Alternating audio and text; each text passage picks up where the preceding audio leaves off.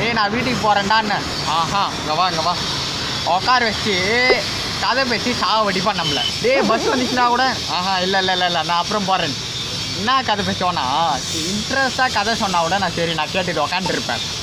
இந்த மாதிரி அவங்க கிளாஸ் பற்றி, பொண்ணுங்க பற்றி, ஃப்ரெண்ட்ஸு பற்றி, அவங்க இவர் பற்றி அதை ஏதோ ஒரு பற்றி போட்டு கடுப்பேற்றுறாங்க இவன். சும்மாவே கதை இந்த மாதிரி பஸ் வந்து பாடுறான் படா இருறாரு அப்புறம் போகிறேன். இதே மாதிரி தான் இந்த பஸ் வந்துச்சு.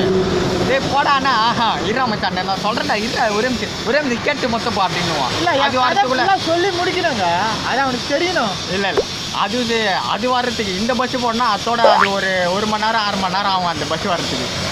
இதே மாதிரி தான் தினமும் காலேஜ் முடிச்சுட்டுனா வச்சியா வா மச்சான் என் கூட வாடா, என் கூட வாடா என்னை விடவே மாட்டான். இப்படியே சரி உங்கள் ஃப்ரெண்டு கடுப்பேற்றுறான்னு வச்சிங்களேன், கீழே கமெண்ட் பண்ணுங்கள். அர்த்தா மாமே.